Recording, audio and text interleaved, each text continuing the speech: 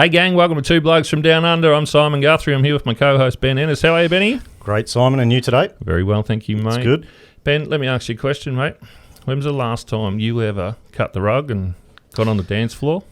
Oh, mate, it was a long time ago when I used to drink because it's the only way you get me to dance. Yeah, okay. And I can't even remember where it was. It was that long ago. Yeah, I reckon I was probably 15. What about you? 15 frothies deep, mate. The wife probably dragged me out there. So, but all right. So let's get into this one. So, all right. So our next guest started a journey at the young age of 7. She started competing soon after and had a family of dance partners to help her along the way. Competing with each of her 4 brothers at some stage or another, she travelled the world with one of those brothers representing Australia in the under-21 competitions.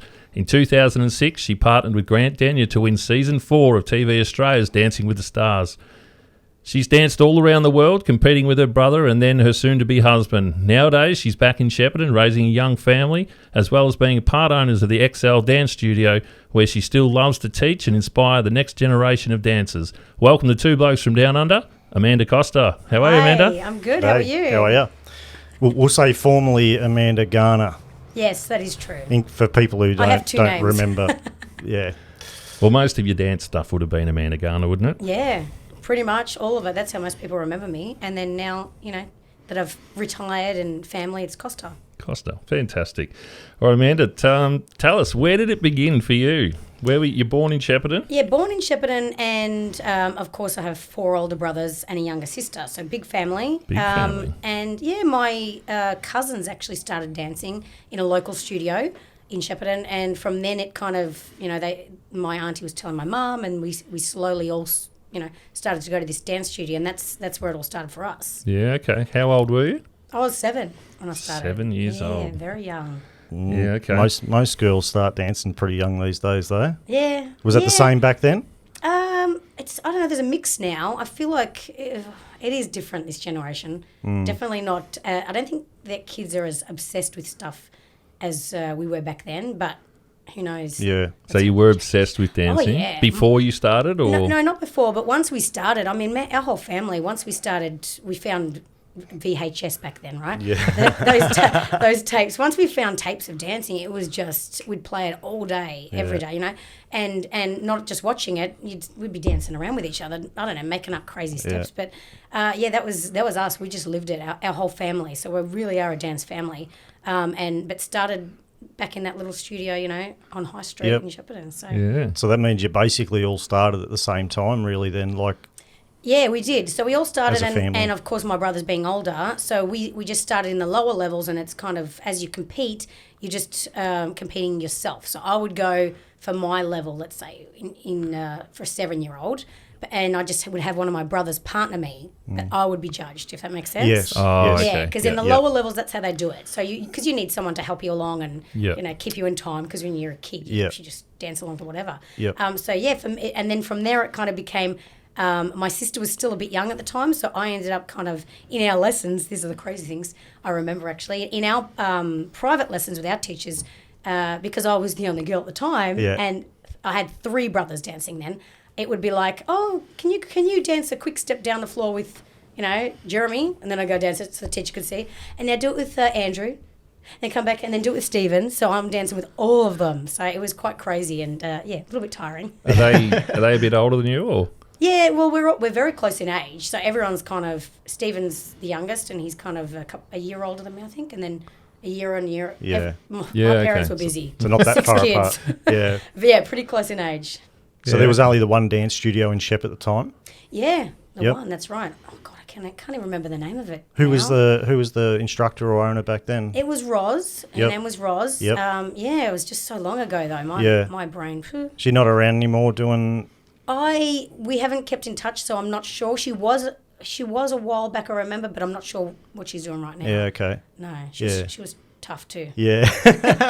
Which is good. So getting into the dance thing at that age, that would probably mean that, so primary school, going into high school, you didn't play any other sports? No. Oh, my God. You wouldn't have had time, but... It's so funny. Yeah, I was so into it early on that I just didn't care about any sport. Yeah, that's fair enough. Even when we did PE and, At school. I don't think I participated in what I had to participate in, but I just was not into it. Yeah. And for me, I know some people look at you, but I didn't even finish year 10. You know, I got to year 10 and all I wanted to do You're was... in good company. Yeah. It's so different. You know, when we were living in America, telling people that, they just look at you like, oh, you know, I can't believe you didn't How go are you to alive? university. Yeah, you know? they're so Exactly. obsessed. They're so obsessed with their high school and uni. Yeah, they and really stuff, are. yeah. Absolutely. It's just crazy to think. But I wanted to do hairdressing. So my parents were so good and I got an apprenticeship. So from that, you know, they knew I wanted to dance and I wasn't really keen on anything else. Yep. Well, school.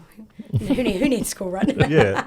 But yeah, from then I actually went into an apprenticeship I was probably about 14, 15, maybe 14 or 15.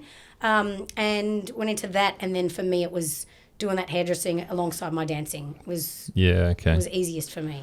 Where did you go to primary school? St. Mel's. Really? Yeah. I went to St. Mel's. Oh, you did? Yeah. That is funny. What had some great people. You're a bit great older, people mate. there You would at have been St. well Mel's. gone. Oh. Well, I was long gone from there. Yeah. Well, you might know some of my brothers. Do you remember Eddie Garners? Yeah, well, I've got one who works for me, but that's a Oh, cousin. yeah, cousin. That's right. Yeah. What name your brothers so I know? So Stephen, Andrew, Shane, and Jeremy. And how old's your oldest? Oldest is Shane. And how old's he? He's, oh, God. Oh, get it right. Now You you're might be testing listening. me. I don't even remember how old I am. You're pretty close. So he must be only 42 or something like that. Yeah, Is he's, I think he might be 43. he? Yeah. Okay. Let's hope he's He was probably there when I was there. Maybe, yeah. I would have There you been go. grade 6 and he's probably grade 2 or something like that. So. Oh, there you go. Yeah, Okay, some so great you're a people little come. older. Yeah, I'm a little older. I'm 45, nearly 46. So. Oh, you look younger. I know. I look good for my age, don't I? Are you happy now? It's gone. No, it's all good. I like it. So St. Mel's, and then you went to, where'd you go to secondary school? And then to Notre Dame. So Notre Dame was at high school, you went to year 9? You completed year 9? Well, or you did I year 10? completed- Yeah, you're right. I didn't complete year 10. You didn't I did complete- it halfway through year 10. So Yeah. I can't really say I completed And it. how, with your apprenticeship, how far did you go into your apprenticeship?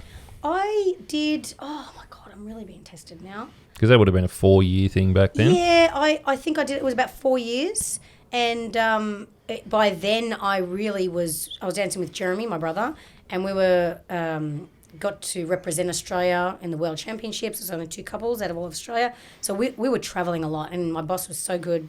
She helped. She out helped to so your much, boss. and she really was okay. You know that if I had to take some time off and make it up in other ways, and but she was fantastic. So because I was traveling, so we were sometimes we were away for 2 weeks, overseas. We went to Germany and Czech Republic and all these kind of places.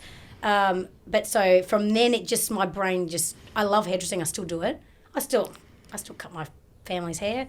Oh yeah, hairdressing's gone all the way, but my love has always been dance. And so once things started traveling and it just became a little bit too hard, and from then I actually went into work with my dad in real estate. Oh, okay. Yeah. So again, because I just knew I needed to travel and family, my dad, Yeah. So I couldn't ask her to, be away for 3 or 4 months at a time, which is what it ended up being. Our teachers were very big on when you want to get good at something, you need to immerse yourself in it, which was so right. So we would end up, I think I've been to England maybe 9 times because we went every year. Wow. I started at 14 going. And after maybe 15 or 16, we would go and stay for 3 months. So it was, Wow. and it was literally like you need to be training every single day and lessons, 2-3 times a week, practice class, which is they just run you dance. Every night, like, oh yeah, we'd be coming home like every night tired, but the improvement was just so big. So working for my dad, it was obviously, okay, you're going to be gone for 3 months. And so that's why my careers have always shifted to suit dance, That's which is okay. now my career. You've been pretty lucky that happened. So 100%. yeah. So was 7 the age you started competing? Like, when was your first competition? Geez, you're really testing my memory now. Look, it could have been that I started and first competition was around 8. It could have been 7. I don't even know if my parents would remember, Yeah. They got too many kids too, they forget. But, look, definitely around that age, it was that whole start dancing and then you get into it pretty quickly. Because it's, when you're starting in the low levels, you don't stress too much about it. It's just go out and have a dance and come home with a trophy and, it's good fun. Were you always good? Like from the start? Oh, I don't know. I don't like to talk Don't be that modest. way.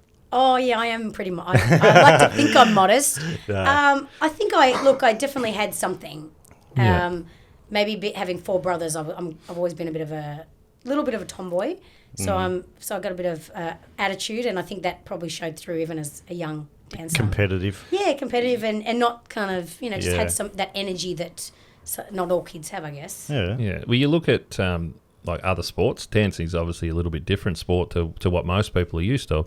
But if you look at sports like cricket or football or soccer, there's at a certain age where they go, hang on, we're a standout here. I know I'm better than everyone else. Yeah. Is that something that happened for yourself? Oh, see, I mean, I don't know, and I don't even remember hearing, even at a young age. Definitely when I got a little older, 14 is when I went from, I know I'm jumping a little here, but 14 is the age I remember the most because I was dancing in the junior ranks, and then I actually started dancing with my brother, who was older. So he's probably 3 or 4 years older, again. Yep. Don't remember the ages. So I had to jump straight up to the adult at 14. Yep. I had to jump up to, and that probably was when our teachers are saying, we're going to put you guys together. Instead of looking for another partner, we're going to put you guys together. I think they did kind of say, you're good enough and confident enough to jump up to miss all the youth and the junior ranks. Okay.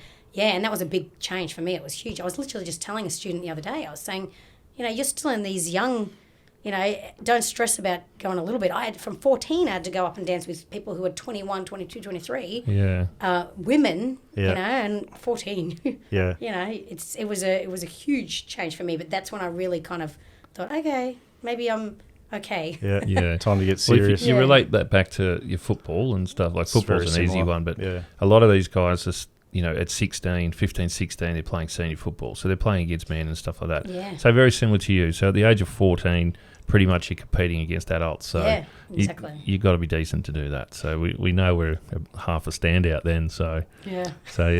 what intrigues me is who made all your costumes?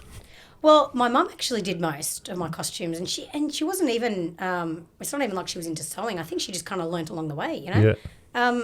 Being one of 6, we didn't have a lot of money. My dad worked a lot, and so for us, it was certainly not like some of our teachers go, you need to get a dress, especially as we got up in the levels. Just go and get this dress. It's $1,000. Yeah. And that's nothing now, by the way. $1,000 at the time, and it's like. For my family, they got 6 kids to look after, that's and right. in Notre Dame, Yeah. it's not a cheap school. So she just sort of learnt how to do it, and some of them in the beginning I looked like, oh God. But by the end, even now, some of my dresses I wore right before I retired I'd come home from jumping again, cruise ships when we worked, and I go, I need a new dress, can you make me this, tell her. And, Mum would still do yeah, it. she'd do it. She's still doing it now for some of our That's awesome. students. But Awesome. she's pretty good. So Yeah, cool. So I'm tipping when you started the competitions got more serious, you had to travel a bit around Australia. We'll go to the overseas thing soon, Yeah. but you started travelling around Australia before that a fair bit. Yeah, look, because there is competitions all around Australia, but we didn't do a lot, I must admit, we didn't do a lot of interstate stuff. Okay. We did every now and again, but funny enough, I don't know if it's going to change now because of COVID, but a lot of the big comps are in Melbourne. So for us, our travelling was just to Melbourne. Well, that's a good thing. So it is a great thing, but now, who knows? I was going to say, if you all went as a family, you would have had to take the train or a bus. Oh, we had a family van, The old So, Tarago yeah. Soccer van. Yeah. Oh, yeah. Tarago van. By that time, though, my oldest brother wasn't dancing anymore. Yeah, okay. I'm trying to think. By that time, I think my 2 oldest brothers weren't dancing. Yeah. So it was Jeremy and Okay. I. Stephen was still dancing, and I think by then Fiona wasn't dancing either. So it kind of It worked out. narrowed down, Yeah. and it became just a few of us travelling. Yep. Some of them actually did travel as well, but probably by the time I was that age. Yeah. So mum and dad went to every dance competition, or they alternated, or? Mum definitely went to every single one because Yep. Dad was working a lot, Yep. but he was very supportive for a dad. Yeah. Especially with their kids dancing, 100% Yeah, all nice. the way. And going back to that, obviously, when I was our first lot of travelling was before I danced with Jeremy, my brother. Yep. I actually danced with a boy from Tungamar. Which Oh, is okay. Like, Yeah. you know where that is, right? Yeah. I know. That's- So it's like I think it's half an hour away. Yep. Yeah, it's about half an hour, 40 Yeah, minutes. so we had a teacher in Mulwala, and so he was obviously in between. So we would travel to learn from this teacher once we kind of stopped learning in Shepparton. So that was the first thing. Our parents were, okay, we need to take them to a different teacher now. Wow. Every Friday, get picked up from school. Yep. And we would stay in a caravan park Friday, Saturday, come home Sunday. Wow. And that was most of us. I think it wasn't our oldest brother. That was the only one. Yep. He kind of by then had That's stopped. every weekend. Every weekend. So we didn't get a weekend. Home away from home. Yeah, and that's the thing. It was like, Wow. forget going out. We didn't go out and play with friends and none of that stuff. It was dance and it. I do remember. My dad said this to me not long ago. He goes, I remember going there because he didn't go every time. Yeah.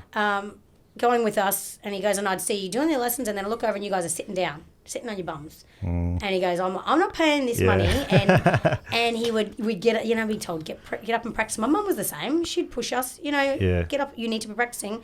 I'm tough on my kids now, but my students. And, it's just not the same. But, it is a different, I have to admit, being a parent, a lot of times parents aren't able to be in there, the studio, and stay the whole time. They've got other kids or they've got other things they've got to do. So it's definitely a different dynamic than what it was back then. Back then, the parents would stay and they'd be seeing whether you're practicing or not. Yeah, that's right. Yeah, for us, it was like literally Friday night, I think we had a lesson, and then it was like Saturday, Sunday, train. Yeah. So our weekends were gone. Then back Monday school. Yeah. What age? That was, could have been around 10 or 11. Wow. Maybe. Oh, yeah, young. Wow. That's pretty hard. We were young. That's yeah. pretty hardcore, So I'd meet my partner there, so he was really my first dance partner. And he was the same age as you? Yeah, he was the same age, probably a year older. Yeah, okay. That was Dwayne. He was good fun. Yeah. We had a lot of fun together. Yeah, he was a nice Shout guy. out to Dwayne. Yeah, to Dwayne. No, he was good fun. But we worked very hard. That's massive. And funnily enough, I was a dance dad for a short period of time. Not in any way close to what you're talking about. I'm talking about just the weekly, a couple of different classes and things, and trying to keep up with either just dropping them off and picking them up to do that. And there was like one concert for the year. Yeah. And, that was it felt like a full-time job, but we weren't allowed to stay and watch. So yeah, it's different. So it's different. So otherwise I would have been doing the same thing because I do that with my kids at sport when they walk around and don't have a go. I'm like, I'm not bringing you next week if you're not going to. It is so different. We're restarting all our kids' classes now at Excel. Yep. Because with the COVID, everything just, I'm talking to a few other dance studios, same thing. Yeah. But we're restarting and we're even doing little tiny tots, so from two basically onwards. Yeah. And I was even talking to my mum, and her daughter does ballet. Yep. She said, I never get to see any class. Yeah. So it's bizarre. We have a room that has like a window so you can. I don't know, me as a parent, maybe because that's how it was for us, our parents were allowed to watch.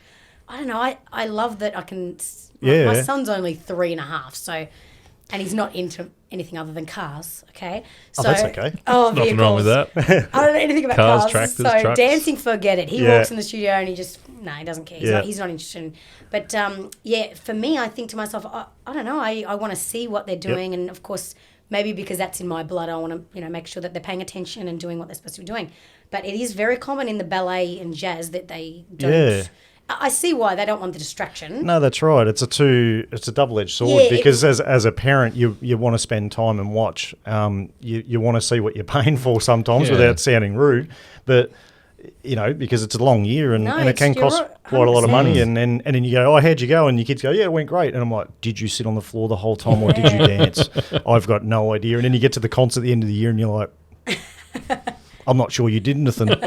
No, my girls were great, but of course. But I guess I probably just brought up that subject because all credit to your parents for how much. Like I can't even imagine doing anything else in the week apart from dropping them off for that 1 or 2 lessons, let alone going away for a whole weekend to stay somewhere. Yeah. And it's just, look, it's incredible. Oh, my parents are amazing. Honestly, not just me, I'm sure my brothers will agree, but our careers is because of them, 100%. Yeah, for sure.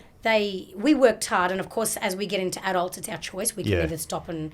So we worked hard as adults, but they made us what we are. Yeah. Of course, 100%. And that's the other reason with our business, because our studio's been there for about 20 years, over 20 years. So for us, I remember my dad, he goes, I'm getting sick of my family being away. He's got 6 kids, being away all weekend. And he goes, I want to build a studio here in Shepparton. And we're like, what? There just wasn't the quality of teachers that we were ready for, or at the stage we were up to.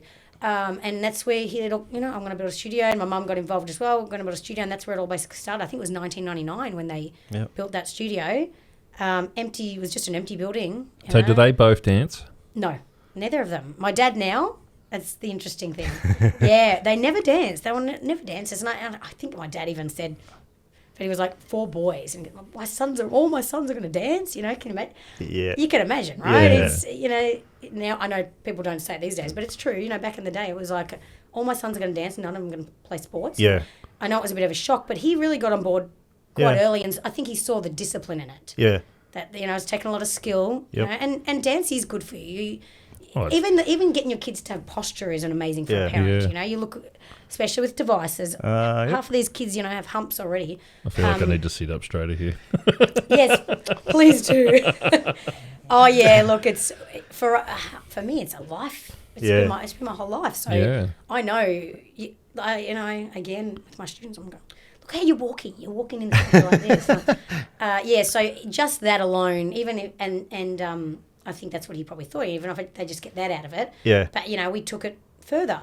So for us having the studio, and he goes, I'll get teachers. I'll get teachers here. Yep. I don't care, So you were 16 or something when the studio opened? Yeah. 15, 16? Probably, maybe 15. So you would have been in full swing then, No, though? I think I was younger, actually. Oh, yeah? Because it was before I danced with Joe. I must have been 13. It was right on the... We pretty much started dancing together right on when that studio... Yeah. Because my partner was from somewhere else, and he didn't... Yep. He wasn't keen on the travelling to Shepparton. Yeah, okay. So we were like, we both don't have partners, and that's when we had teachers that we were having from Melbourne, because then we went. Then the Melbourne saga starts.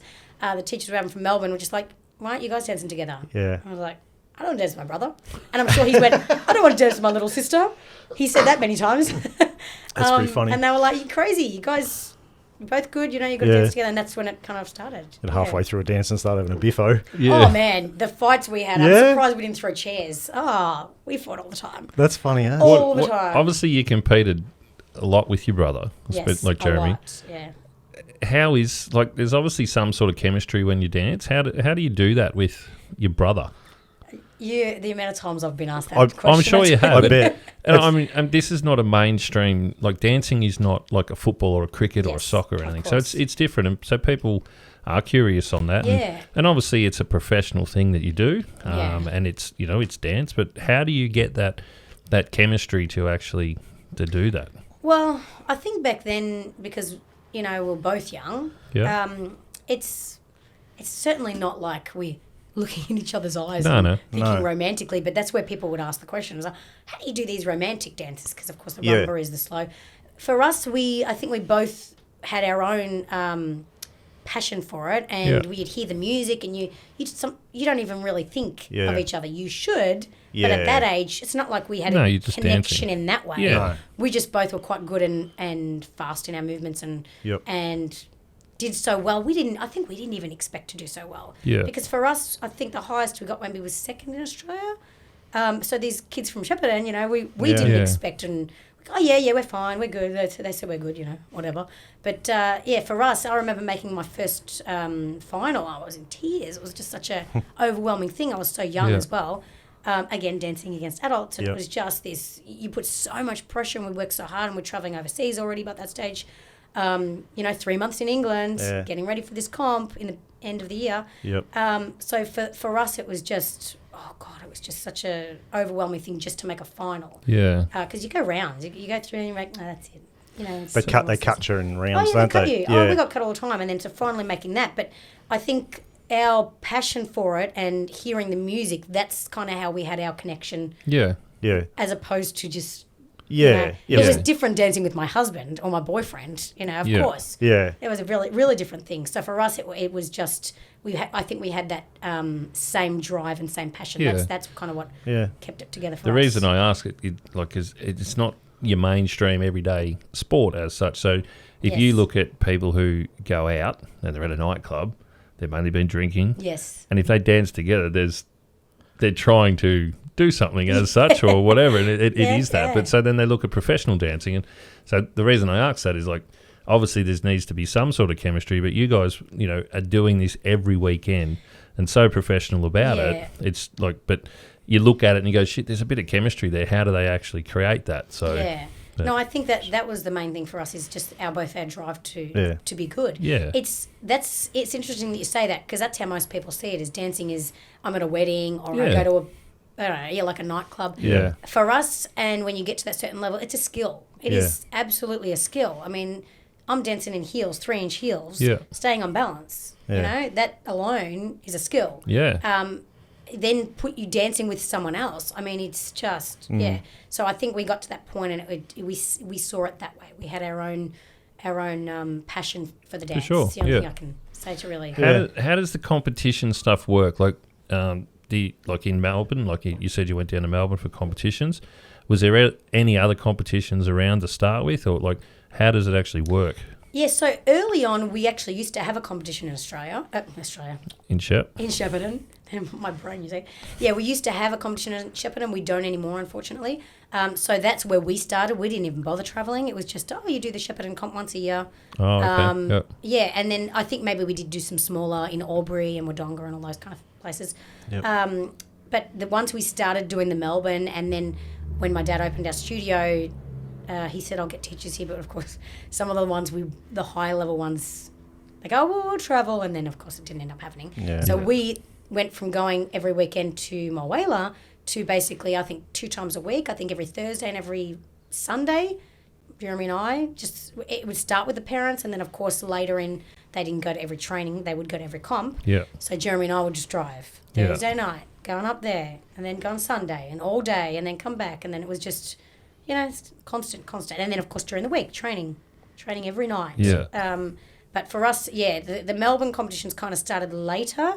And then I know you earlier asked about travelling interstate. We did do a couple of Sydney and Tasmania and all that kind of stuff. But we like I said, we're lucky in Victoria because so many of the top competitions are held in Melbourne. Yeah, okay. So our travel was 2 hours. It wasn't so bad. Do they have like a state championship or anything like that? Yeah, so the biggest one, did you guys ever see Christmas night when they would play dancing on TV? I don't know. Ever? No. Oh. You obviously didn't watch TV. Christmas night. That's after eating and drinking and be asleep on the couch. Is that on Christmas night, Christmas night, they would play. The competition wasn't on Christmas night. It was early December, I think, was a competition, and then it used to be televised. Yep. Yeah. Again, I say used to, unfortunately, not anymore. So it used to be televised. That's the biggest one for us, basically the Australian Championships. Okay. So we would, everyone from all over Perth, get people from Sydney, all over, biggest competition in Australia is end of the year. So how many people would be on the dance floor at once?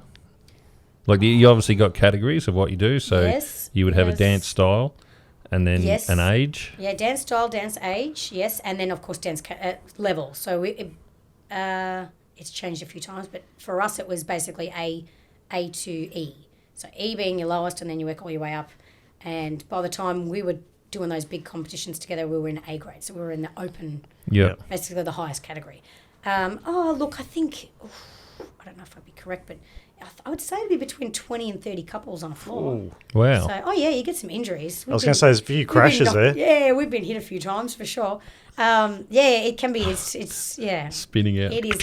And I think that's the thing. People look at Dancing with Stars and see one couple and it's like, no, it's, and that's the other side of it. Being on your own is nerve-wracking in its own right because everyone's watching you. But being on a comp floor and having to get judges just standing around. Yeah. You got to, between 20, 30 couples, you got to go, look at me, I want to get through, And that's nothing. When we went to England, so we would maybe have 3 or 4 heats. You guys understand what I'm talking about by heats? Yeah. Just got to ask. No, you're good. So in England, let's say we had 3 or 4 heats in our first round because that's how big it was. Did I say England? Yeah. Sorry, you're going to have to recut that. That's okay. In the Australian championships, we would have 3 or 4 rounds. Oh, heats, sorry. Yeah. In England where we went, I think we had about 12. Wow. 12 heats. 12 Just so many dances. So between our dances, so there's 5 dances we have to do, and usually you're staying warm. Yeah. You do cha-cha, second heat, third heat, fourth heat. Let's go, next one. So in England when we went, this was the biggest shock for us. 12 heats. It was like an hour and a half between dances. Oh. Oh, it was horrible. So you sit back and you go, holy crap, there's that many because that's the biggest competition in the world. Yeah, okay. So when we went to do the biggest in the world, it's just there's that many people. Wow. Oh, that was just crazy. You're ready to fall asleep and then you got to get up and dance then again. Yeah. you see everyone, and you know how hard it is in your muscles as well. Yeah. You're trying to keep warm Up and because down. you are literally. Yeah. It's not like 2 hours between events. It's the same event, Yeah. and you're waiting Yeah. for your next dance to happen. That was crazy. How many judges judge you? Like obviously it's, and again, not everyone's going to know how this happens, but like you're obviously on a dance floor. There's 20, 30 couples out there, and there's judges that walk around. Yeah? Yes, they walk around. Yeah, most of them stay. Most of them stay put. But you do get a few that kind of move around, and they can see something over there and want to get closer. Look, I'm so bad with the numbers of judges, but look, I'd say between 10 and 15, I would say, for the big ones. Okay. Smaller ones, less. Yep. Smaller ones sometimes can have, And what do they 6 to do? They 7. tap you on the shoulder, and you tap you on the shoulder, you're out, or They've used to do that. No, now they literally, nowadays they have their iPads, and they are literally, you've got a number, so the men tend to have a number, the boys have a number on their back, and they'll just get your number. So that's another thing. If you don't get seen, you miss out. Yeah. It's tough. so you just you stay for your whole heat, and if your number's called out, you go to the next round. No, yeah. So then it would be put on. We have like we call a marching area, which is where you're getting ready to walk on. So we all walk on together, and you just have to go back and check. Did I make the next round? It's just your numbers up on a board, and and I remember that's why I remember that moment of us first making the final. Final's a big deal. That's also for us. It was finals. You're on TV. You're going to be on Christmas night. You're going to be on TV. It was a huge thing. And I remember my dad went to check and came back. He's looks at me like this, and I'm like, oh, you're in the final. It was when he said you're in the final. I was like, oh my gosh, it was just massive. All of us had teachers. It was just such a massive thing to do. And we were lucky for us that we made it. Yeah. And sorry, I think you said this before, but what age were you then? 14. No, I was older then. You were older. Because we were dancing. Because I started with Jeremy at 14, and it took us a few years to kind of make that final. I could have been. Oh no, I'm going to go with when I was with my boyfriend at the time. So I was probably 18. Probably 18 by the time we first made it. Yeah, made okay. that final, The first final you made was 18. At that competition. At that level. Yes. So we made us other ones. It's just that bigger competition. Yeah, okay. Yeah. And you were dancing with Jeremy, or were you dancing with I was dancing with Jeremy. You were Jeremy? Yeah, I was still with Jeremy. Because my house was really confusing. So would you like to hear a confusing story? Yes. Oh, Let's go for it. We'll see if we can keep up. So I always try to tell this story, people get confused with. So Jeremy is obviously my brother, and Sebastian is my now husband. Yes. So when we were dancing together, I met Sebastian when I was 17. We kind of started dating, and he was dancing with a girl named Sarah. A little bit later, Jeremy started dating Sarah. I know. Get This ready. is good. Get ready. This is good. So at the time, we all went around traveling, and I was dancing with Jeremy. Seb was dancing with Sarah. But off the stage, obviously, we had boyfriends and girlfriends. Yeah. If you know what I mean. So I know it's confusing to explain, but they're now married. So they're married and they have 2 kids. Married? Yeah. Oh, that's unreal. Seb and I are married. We got 2 kids. So it's just crazy, right? Did so, you eventually swap? Yeah, we did. So once Yeah. we got to that point, and when did I? Trying to remember. But I think Jeremy and I danced together for, I would say, 8 or so years. I would say. Yeah. Okay. Yeah. I really need to get my math correct. No, That's all good. And then we got to that point where we were just traveling so much, and sometimes we had to be apart. And of course, he wanted to be with his girlfriend, and I wanted to be with my boyfriend, and we just decided to switch. So they actually danced together for a little bit before they went off into shows. Yep. They started traveling and doing performances, basically. Yeah. Okay. And then Seb and I started dancing together. Geez, you want to hope making that change that everyone danced well together. Yeah, well, I'll you were a bit nervous about that? Yeah, it's funny. I've always wanted to dance with Seb. He's my boyfriend, and I wanted to be with him all the time. Yep. He is very logical. Yep. And was like, "You guys are way higher than us. Why would you dance with me? Yeah. Keep doing what you're doing." And So you're a better dancer than him? I'm not going to say that I'm a better. You can't dancer. hear you yet. At the time, we were a higher level than them. Just yes. say you were better. Okay. I think he's fantastic, of course. At the time. So for Sarah and Seb, of course, they had to sort of dance with someone a little bit higher level. But they both did such a great job. And, and Jeremy and Sarah look great together. They just decided to leave competition Okay. and go into a different aspect of it, which a lot of people don't even realise. But there's so many different aspects of ballroom dancing that you can go into. Yep. But yeah, so that was he said, we just go, what? Don't dance with me. Yeah. You guys are doing so well together. Yeah. And we, Jeremy and I, we did so well, of course, but dancing with your brother, especially where he's a man and I was a woman, by then. Yeah. We just Yeah. fight a It was lot. just time. And it was just time, exactly. Yep. And it worked out well for both of us. But yeah, for Seb, it was like, we both... He had to step up. Yeah, he did have to step up. For sure. Maybe that's why he didn't want you to partner him. He had to work harder. Yeah, maybe. Well, it is a little, because, for them, I don't think they had made a final even at that stage. Okay. So, but they both went in and Jeremy and Sarah made a final and Seb and I made finals. And so, they both did a great job stepping that's up, awesome. for sure. Oh, yeah. What age were you when you represented Australia? I'd say I was probably around 20. About 20. That's the first time you represented Australia? Yes. I'd say between 19 and 20 I was probably. Yeah. Yeah, first time. And that competition is held where? That one was held... We actually did twice. We did it twice. I think one was in Germany and one was in the Czech Republic. Yeah, okay. So you said before there was only 2 couples that represented? Yes. That's a pretty good achievement. Yeah. Like, it's pretty... Well, that's up there. At that Australian Championships, they take the top 2 couples and they basically give you an invitation and say, you're invited. They don't pay for it, of course. We have to do it.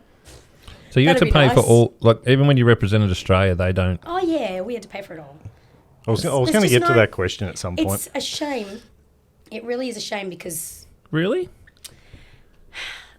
Football is life in Australia. You would have to agree. But Dance is very secondary compared to England. If you're in England, it's... Yeah, but you're massive. representing your country. We just didn't have the funding. Like, if you represented... Our industry does not have the funding. Yeah. It really doesn't. If It's you a shame. represented your school or...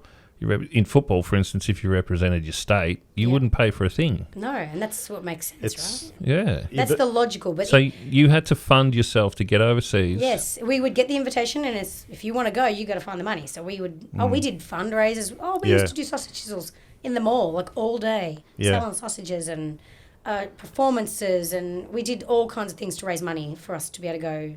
Even for those trips, we used to take 3 months at a time. Of course, we're not getting paid. We had to raise money to do all this stuff. So mum and dad had to dig in a fair bit there. Yeah, they always tried to help, but that's big money. So fundraisers we just, I look back and I think, God, the things we used to do. Sponsorships? Did you have sponsors? Not really. We got a couple of things later, but nothing major. Wasn't mainstream enough it to was have a sponsor. all, honestly, and I hope it doesn't sound like I'm patting myself on the back, but we worked hard. We really did. We had to just raise the money. We didn't have it. We couldn't go. And we wanted to go. So that's what I mean. Yeah. I look back when I talk to Jeremy and Sarah, and we always catch up, and I say, oh, God, do you remember those sausages? And we always make jokes about all the things we used to do, It's just so hard. And he used to run around town. My brother's a bit of a sweet talker, I tell you. So we'd be like, Jeremy, somehow he'd go and get go into a business and get something we could sell at one of our events as a auction it off, Yep. And we'd always be like, Jeremy, it's your job. Go and get all those prizes for our next event. But that's what You we always used to find do. a way. Yeah. It's a bit of a shame. That's a disgrace. But going back to that though, like in Australia, I don't know what some other countries are like, and I've heard a few different stories. But we're talking about things like even cycling and stuff like that. Like, it's exactly the same. Yeah. Like if you get in the Olympics, if you get in the World Champs, if you do any of those things. There was no funding at all. You had to do all that yourself and travel, and so it's horrible. It's I don't know. We're talking probably footy and a couple of other sports that they don't travel overseas, but they get paid pretty well to do what they do. Yeah. But even now, there's still a lot of sports in Australia where they have to raise their own money to compete overseas, and I know this firsthand for a few cyclists. And it's a shame. And like what AIS finished up at some point, and I think even if you went to there, you still didn't get funding to travel overseas. I believe someone might correct me on this, but it's. And even now for us, I still don't think it's changed. No, that's what I mean. Like, so I don't think it's changed for anyone, to be honest. Like, it's crazy. Well, look, we've always known. Sorry, I think You're I'm right. that. No. We've always known that we're living in a sports country. Yeah. Like, we know dancing's second fiddle to it, football. Yeah, it's not mainstream. It's not. No, it's not. We've always had to struggle for that attention. It's only mainstream if they can make money on it.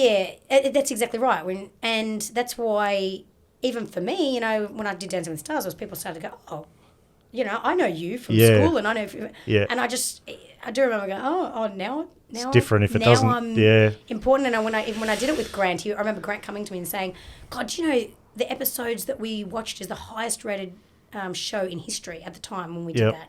Like, oh my God, it's 3 million or something like that. I can't remember the number, but you know, and I've got, you know, for me it was just such a. I was like, really? I was like a 21-year-old kid. I just didn't even think about it. I just went, I'm here to dance. I just dance, you know. Well, I get it's not mainstream. It's not football. It doesn't raise the money. You don't sell tickets. You don't sell. You're representing your country. Oh, I know. Yes, mate. yes. No, we do. They do sell tickets. Competitions cost money to enter. Yeah, but I think we're not talking like 100,000 at the MCG. That's the thing, and it's not like there's competitions. Exactly. You get football. Oh my gosh, and that's the point when things are televised. You know, even tennis changes everything. Yeah. Televised changes everything. So for us, no, we've always and not just us, everyone in the industry who's wanted to go overseas has had to do it themselves. You have to raise the money yourself. Is there prize money for winning events or competitions? Oh yeah, there is. There is. Can it pay your way a little bit? You had to give it back to the Australian government. Overseas, I'm sure the prize money was quite good if you won the world. Oh my God, of course. But you know, the highest we got was 21 in Australia. Yeah, and we were happy with that 21. But so you were 21 in the world. Yeah, we got 21st in the world. And of course at the time we beat the other Australian couple too. So that was okay. What's the highest anyone from Australia's ever got? Oh, I wouldn't know. Sorry, I've been out of it too long now. Yeah. Well, not out of it, but I'm in the whole raising the young kids to come back up again. I wouldn't know. I'd have to look it up. So at that stage, were you the highest ranked Australian team ever, or at that stage? Well, at the stage, the other couple were actually beating us in Australia, but we beat them at the Worlds. So, yeah, that was probably, for us, that was bigger than coming 21st. Yeah, okay. Yeah, because 21 doesn't sound like a lot, but when you think in the world... Yeah. Oh, yeah. It's like, 21 couples in the world. Yes, that's right. That's massive. We just kept making rounds, kept going, oh my God, we're in the next one, you know. So at that stage, you're number one couple in Australia? Yeah. For under 21s? Yes, for under 21, that's right. Yeah, in that age group, yeah. But of course, come home and then you don't win again.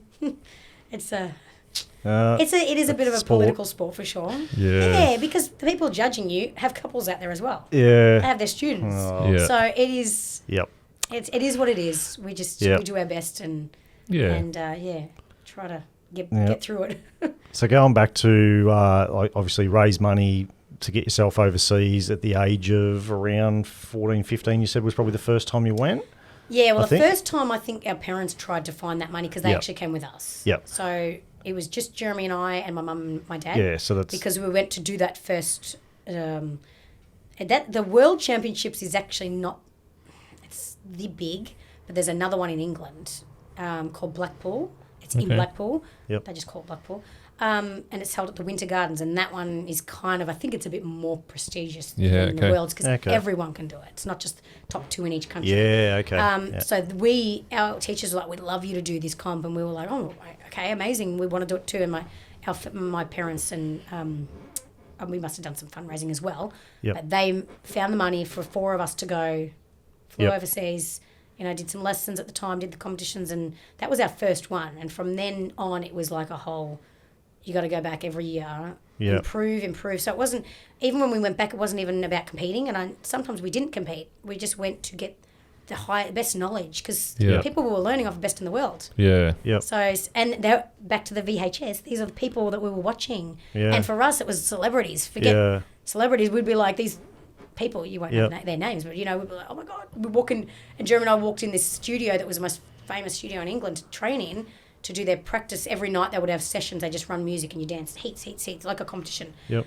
And I'd be like, oh my God. For us, it was like Brian Watson. I'm like, Brian Watson, you know, like, oh my God, these people that we idolise standing right next to us. And there's like, oh, you're going to have a lesson with this person. It was like, it was just amazing it's for surreal. Us. From See, that's how I felt when Amanda came in the studio this morning. I'm like, oh my God, it's Amanda. You liar. She's competed against the world. She's danced with Grant. We keep getting all these people in now. You don't even know who I am, I'm sure. I do so. Do so. So that first trip was with Mum and Dad, and then you went back plenty of times after that without Mum and Dad. Yeah. That'd be At massive. what age there? I think the second one, we went, oh, God, I've got to remember. I think my mum did go the second one. Yeah. By around 16, I was probably going on my own. Really? Yeah. With my brother. Yeah, Yeah. but still. It is massive, I know. He's only a couple of years And older, you're talking so for you're months. 16, 18. Yeah, for months at a time, yeah. And you'd stay... Where do you stay? It could have been 17. Yeah, roughly. So Where do you well, every time we went, of course, we would, some of the people we got to know there kind of helped us out, and we would stay with some people. Yeah, okay. Then by the end, I think we rented empty apartments. Actually, it's funny. We'd find an apartment that would rent us something for 3 months, literally walking distance to our studio. Yeah. And empty. And I've got pictures of us on like pool mats we'd get to sleep on. Wow. And we found like a cheap TV, and that was our TV. Oh, we had no furniture. Roughed it. So no We just roughed furniture at it. all. But it was a great apartment. It was really... You just take a photo out the window. It was a really nice apartment. Yeah. And then by that stage, Seb, my husband, and his partner, so Jeremy's girlfriend, were coming with us. So we'd all go as a team, and sometimes... we have a massive dance family, so even Seb's brother used to dance. Yeah, okay. So it was the two of them. So he would even come with his partner. So at one stage, I think we had 4 couples, and we'd all just stay. And at night, we go to train, go to lessons. During the day, we would find this gym around the corner that had a room that we could dance in. Paid a membership. That was how we would train during the day. Wow. Go to train at night. It was just Stole non-stop. a mat to come and sleep on. Yeah, and then found a pool me. Well, some of us, we just get there. You get to the country and you figure out what you're going to sleep on, and it was just, So you didn't even have an apartment locked in before you got there? The first time I think the first time. Actually, no. One time I do remember we got there and we were like, "Oh shit, what are we going to do?" There was this, Just wung it. We really did, right? We weren't too stressed about it, but we did have a little place next door to this dance studio I was renting, but it was really quite expensive. Yeah. And I think we said, "Oh, we'll get there, we'll stay there, and then we'll try and find something." Yeah. There's so many dancers around and people that lived there. They moved. We had people moving from Finland and Germany just because they wanted to become the best, So they would move to this place, and that's how we would go. And then it was quite common for people to go, "I've got a room to rent." To other dancers. Okay. Yep. So in the beginning, we did rent. We actually rented off a guy and his boyfriend, he's now one of the most famous. He makes costumes, seamstress. Okay. Yep. Seamstress, can you say that? Yeah, that's the word. For men. For men, yeah. I don't know. I'm not going to comment on that. I don't know, but he is famous now. Yeah. And it's funny. He was so young at the time, and Jerry and I stayed with them, and now he's Vesa. His name is Vesa, and his costume's like $3,000 a dress. Oh, probably more. Very famous to have a Vesa dress. And I'm like, I remember he was drawing his little designs, and he's like, I think I might start sewing, and and he's like, so he did. One of my first dresses was. Yeah. I was kind of like one of his first clients, but it just happened to work out because we met them in the studio. We got a room, and then from there we kind of, as our families started to come with us, my other brother, and Seb's brother. That's where we kind of went. We'll just rent a place together. Yeah. It works out cheaper, and from then on, living the cool life. It was fun. I struggle to, and I don't want to offend anyone by saying this, but I've got kids that are nearly that age. Yeah. There's no way I'd send my kids over there. I think my kids wouldn't even know how to get to the airport. Yeah, that's right. Or the bus stop. And I don't want to offend them on that because they listen to this, but they know what I'm talking about. And then say, you could just go off overseas on your own with your brother or sister. Isn't it? I'll have to ask my parents. I just never even think about it now. It just happened. You're obviously just mature then, and that's how it worked out. I always say this though. Kids in dance, I don't know why they are more mature. Yeah, just from the discipline. I hope it doesn't offend anyone, but it's true. Yeah. The discipline is very different. There's discipline in every sport, 100%. It's so, but it's just a little different. And because even the fact that you sometimes have to go out on stage on your own, in front of thousands of people, it's not like playing in a team in a sport. Yeah, you can blend in you've got to do this either on your own, like in ballet even, or jazz, sometimes they're on their own. Yeah. Or with another person. Yeah. So I think you just mature, you just go, I've got to do this. Yeah. And I've got to get over it, whatever nerves I have, and just do it. And probably the fact that I had gone a few times with my parents, they knew where we were going. It was just mainly flight, just and then a little spot. Yeah, and they trusted people that we were learning off. We had coaches that we knew over there. Yep. But when I look back now, I do think, Jesus, it is quite crazy. When your kids are that age, you'll think about it and you'll go. Yeah, I know. I'm like, holy crap. Still got to be a little daunting. Like even for your parents sitting at home going, shit, they're They're halfway around the world. I'll They're 22 I'll hours. call my mum now and ask her. Just phone a friend. Yeah, do this. Yeah, but she's pretty chilled. 6 kids. She's probably like, Yeah. you're all right. Yeah, couple less to But feed. that was the generation too. Like, yeah, I stepped on a nail. Just brush it off. You'll be right. Yeah, that's right. Because yeah. I was on a farm. We lived on a farm. So Yeah. I'm a real country girl. Yeah. Awesome. Yeah, it's crazy. So how long did you compete over in England? Like you went over how many times? I think you said it I before. reckon it was about 9. 9 times. times. I remember we would go every year. A couple of times we went twice a year. So I think I counted one time. And I was like, Jesus, we've taken like 9 trips to England. It was like, traveling overseas was nothing for us. Yeah. Did you win a final? Did you get in the final? No. Never made a final? It's way too Huge. Way too big. Over there is just the best of the best. So for us, our main thing was to go and get training to get better. Yeah. Our coaches over here, our coaches from Melbourne, were a married couple. We still keep in contact with amazing people. But they were so correct in that it's about improving. Yeah. You don't need... And what's the point of doing a competition if you're not getting better? Yeah. Yeah, you that's know? true. So it was mainly about that, and if we happened to go over at the time that there was a big competition on, it would be like, well, of course you're going to do it. So we'd do it, and it was a great experience, you know? Yeah. Oh, yeah, dancing against people speaking other languages around you. It's like, okay, it's just crazy, but it became normal for us. Full on. So how much did you, like obviously 3 months over in England, then where did you travel from there? After we started with the England stuff, I think by then, I'm trying to think if I did. I think once I started dancing with Seb, once we made that switch, I think we had then done maybe 1 or 2, and we actually chose to go to Italy by then and start training with another teacher we liked. And then Jeremy and Sarah did their own. Yeah. We kind of split a little bit. They did their own thing, and then we did our own thing, and then, of course, they stopped competing anyway. Yep. So, yeah, it still was travel, but we would travel to wherever our favourite kind of Yeah. coach was. So we met a guy, Franco, who's was living in Italy. He was just so good and such a great guy. And we kind of chat with him when we were there, and we were like, listen, we want to learn off you. Can we come to your country and, Yeah. you know, we want to do 3 or 4 hours a day, whatever we did. And, yeah, and so Seb and I, he was kind of our main one, and he started putting our new choreography, because when you change partners, you've got different choreography. Yeah. So he would put down choreography for us, training all day, you know. And then I think after that we started training to America. Okay. Now it's kind of changed. It's still big in England, but a lot of people go to America now. Yeah. So how do you live there? Like you're obviously training for 3 or 4 hours a day. You're not getting paid to train. How Well, do you live? That's the thing. We had to raise enough money that we knew we would have enough money for food and paying. For the whole time you're there, because you don't even have time to get a part-time job when you're... No, we couldn't. That's no. what I mean. Like how, And even if we thought about getting a job, it would be a no-no, because for our coaches, it's no, you're Yeah. going to live and breathe dance. yeah. You're not you going to wouldn't- go and have a job. And it's true. You have a job, forget it. You're too tired by the end of the yeah. day. There wouldn't be many sausage sizzles over in Italy. No.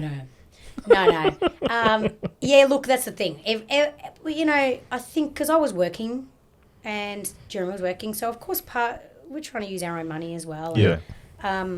And I think by the time we started doing that, I had already done Dancing with the Stars. Yeah, okay. It was around the time I did Dancing with the Stars the second time, when I danced with Jamie, that we kind of did that switch partners. So I saved a little bit of money there. Yep. Through that. And I think we kind of used a little bit of that to pay for flights and stuff. But, oh, my God, flights back then, I reckon, well, I don't even know how much they are now, but it was close to $2,000 Yeah. Yeah. to go to England. Yeah, I think I flew to England in '99 and it was $2,000 a ticket Yeah, it back was then. so expensive. Yeah, I'm a high roller, mate. We'll have this conversation up. I didn't even know you've I'm a left the jet country. setter. I'm a jet setter. Don't worry about me. So, okay, you mentioned you went to America. What was it go in America? So More dance competitions or? America's now what I'm going to say. I switched partners. So now I'm dancing with Seb. And one of the first things we did, so we would go, actually backtrack that, sorry. We were still competing and doing our big competitions here, but we actually started, did a 3-month stint in a show called Burn the Floor. I don't know if you've heard of Burn the Floor. Probably not. Oh, No. the name rings a bell. Is this you? That is us. We've just put Amanda up Oh, on gosh. the big screen. That's It's and Seb. she's got very short blonde hair. Yes, that was the... So this yeah. is you two competing This- where? Yeah, so this was probably in either San Francisco or San Diego, one of those competitions. Yep. And it was one of our earlier comps when we actually moved over there. Okay. So we started first. We did a show called Burn the Floor for 3 months. Which toured, or is it on a stage it was show? in China. We actually Jeremy was doing this with Sarah. They were in this show, and they were doing really well, and it was going to Broadway and all this. Oh. It's a massive show. Wow. If you're not in the dance world, you probably haven't heard it, but it's one of those you're talking about. Filling stadiums and stuff in China. It's huge. You've got massive audiences. Wow. So it was basically a guy called Jason Gilgenson, who's one of the top in Australia. Yep. He now choreographs for the English Dancing with the Stars. Okay. Yep. So he's quite big over there. Yep. He created this show. Yep. And it was new because back then it was all competition. Who cares about shows? Yeah. So he was the first one to kind of create this awesome. idea, and it was such an awesome show. Yeah. And it had been going for a while, and my brother called and said, listen, they are doing a second group. Sorry, that was a truck the going trucks that go past. Oh, that was a truck. I was like, is that an aeroplane? Yeah. So this, sorry, we're back on the big screen. This is a California Star Ball. Yes, Star Ball. So that would have been, oh, God. Again, it was around San Diego, all that kind of stuff. Oh, God, crazy. Sorry, so back to your show, yeah. So your brother called you and said you need to get on he called board. and said they're doing a secondary, so they had their main show in Broadway. Yep. They're doing a second one, they want to do China. And I was like, oh, shit, we're competing, And he goes, it's only 3 months. Go to China, make some money. And we were like, make some money is good, right? Yeah. And so our coaches weren't big on it. Like, you're competing, Yeah, but unfortunately, someone's still got to make money. Exactly. And I was excited. We were like, okay, cool. Let's do something different. Yeah. And it was a huge change for us to go. Less pressure, more fun. We went, it was pressure in a different way. Yeah. But you're right in that way. Yep.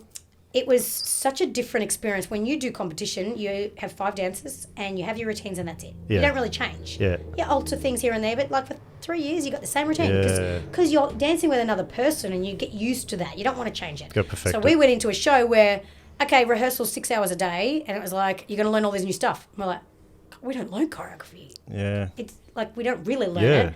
It's not like ballet and jazz class. You got a class, you learn a new routine every day, Yeah. Ballroom dancers don't learn new stuff. It's so different. I get what you're saying. So we went into that and we went into learning all this stuff. Okay, that was massive enough. I think it was 2-week rehearsal period, 6 hours a day, with all these other dancers. Yeah. Some we knew, some we didn't. And that was our big thing is we went over to do this show in China, and that was China. Oh my God, I want to talk about China. Has anyone ever been to China? Tell us. Have you been to China? I haven't been to China. No, you haven't jet setted there? No, okay. I'm not that big. I hate. So. That's I a no. probably shouldn't say it, but I don't think I'll ever go back. Really? It doesn't matter how much you pay me. Yeah, it's just so different. Too many people? Even England. Even when I first went to England, I went, oh my God. I came home to Australia and went, I want to kiss the ground. Yeah. Country girl though. No, just the fact that it's clean. Yeah. Even England is dirty. Oh, really? Yeah.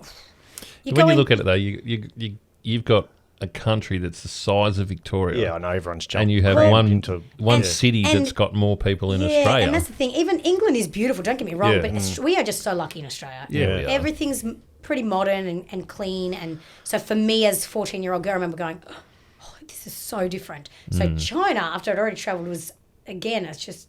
Yep.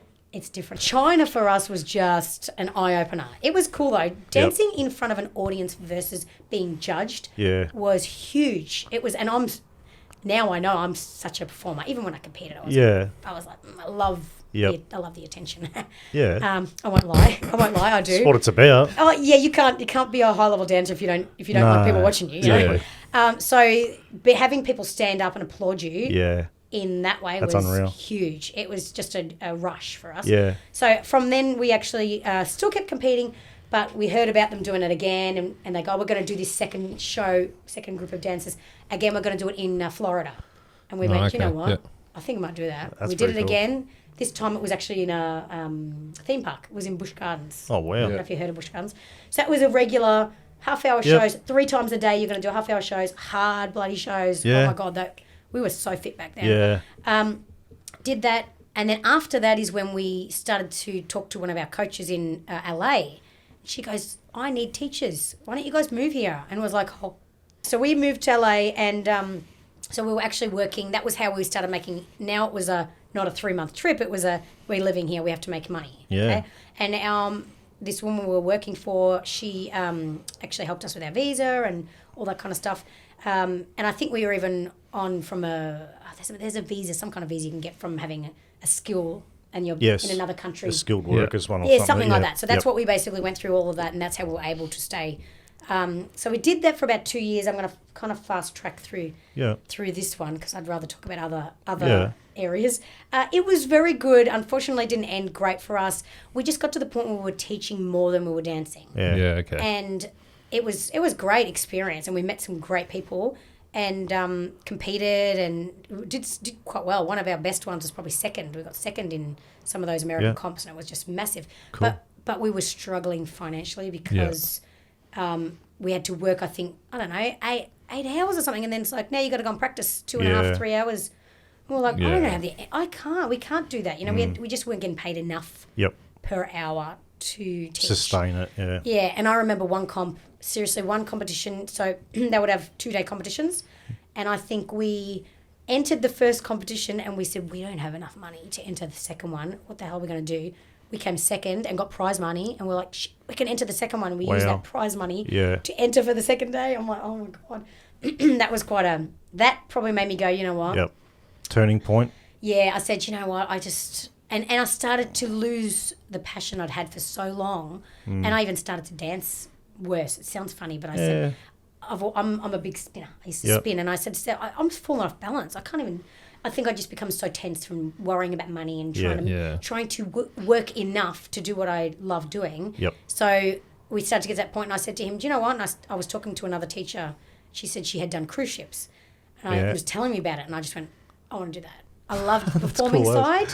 I love the performing, and I said, let's do that. And she was telling me how much money you can make, and I had to convince Seb was still, no, we're going to compete. We've got to do this, and he just got to that point, and we kind of got to that point where it was like our teacher was like, you can make more money, you just got to teach more. I was like, holy crap, we can't. We're dying. We're too tired, you know. And we just made that decision, and we went, you know what, we're going to go back home. Yep. I went back home, and we'd put our resume in for these cruise ships, which took a while to get into. Yep. And I think within 6 months, we got a call. We were living back in Shepparton with my mum. We were living with my mum.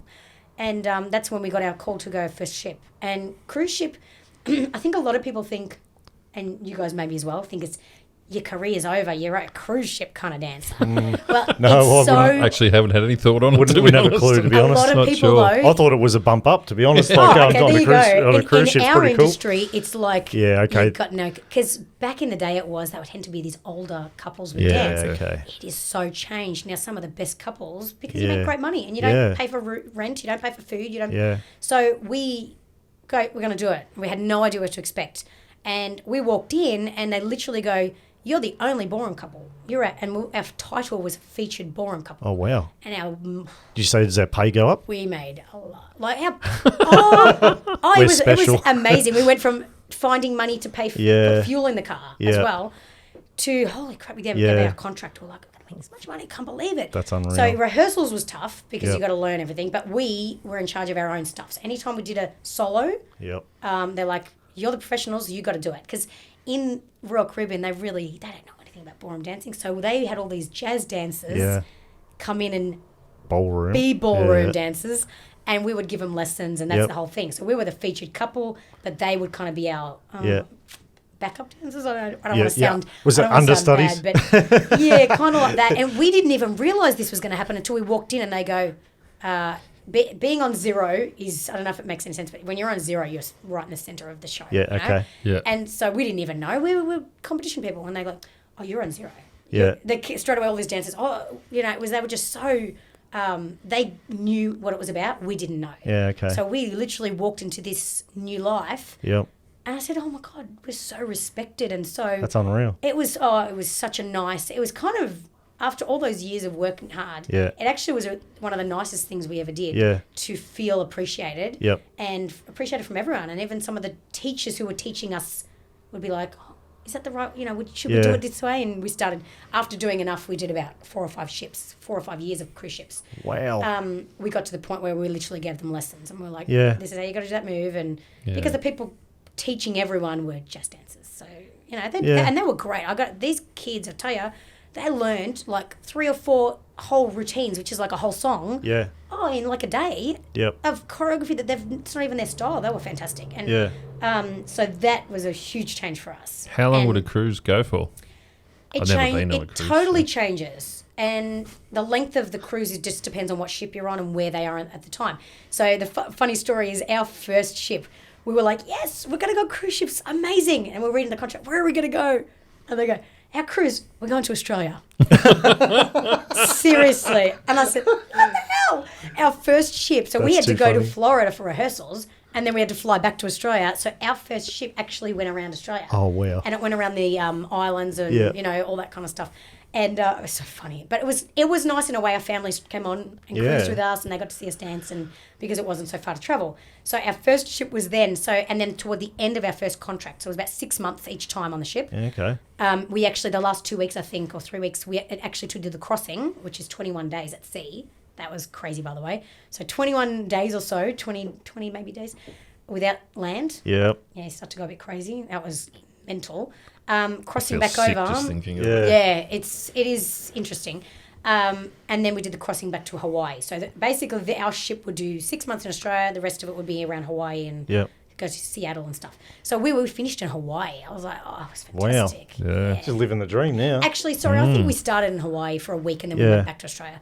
But either way, it was amazing. I was like, we're in Hawaii. That's it was crazy. So cool. And that's right. Our first 2 or so weeks on the ship, we were in Hawaii. Yep. But they do what's called an install. So they've got the cast on, but we're the new cast taking over for them to go on holidays.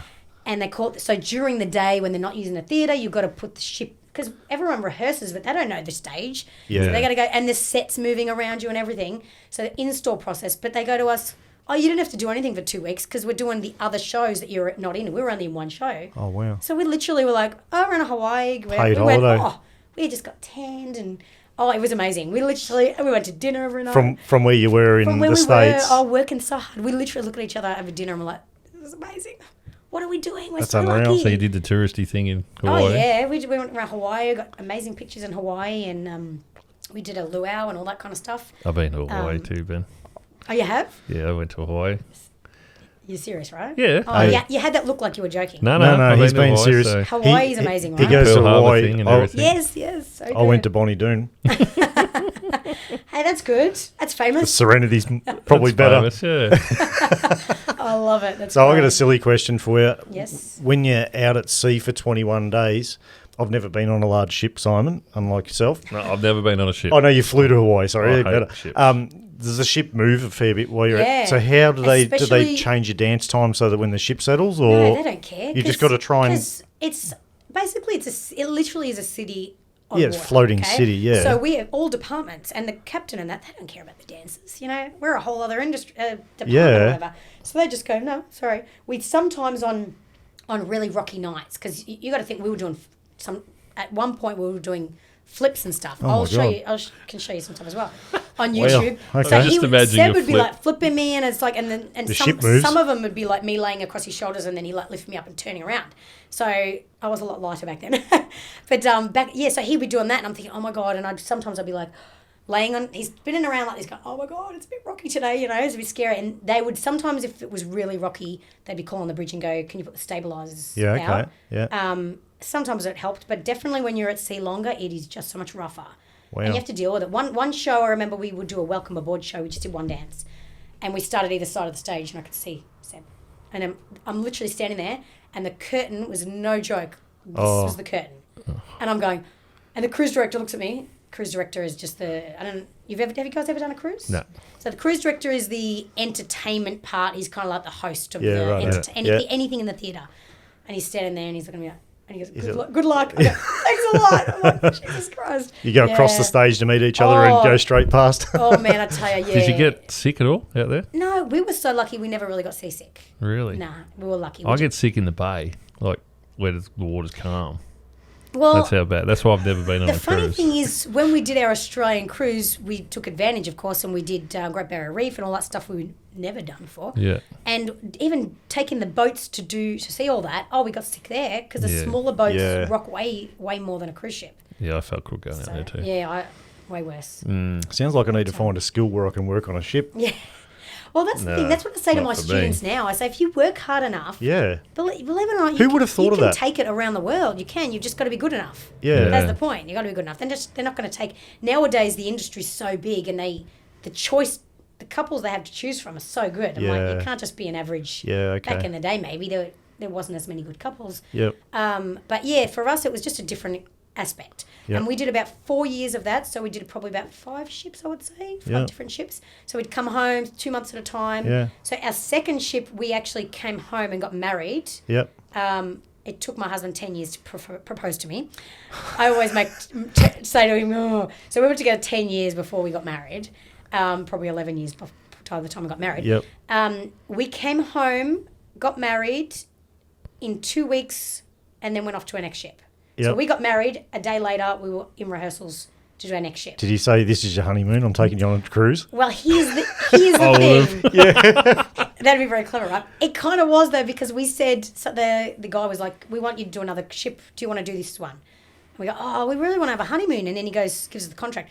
Oh, it's around Italy and Spain, and literally 7 days. So it was like Monday was in Spain, then we were in Rome, then we were in Naples, then we were in our honeymoon, we wanted to go to Italy. Yeah. So we were like, we can get paid To a go lot on of a money. honeymoon. We're like, forget the honeymoon. We're like, weddings, like literally the next day we had the day off to see our family, and then we were in rehearsals.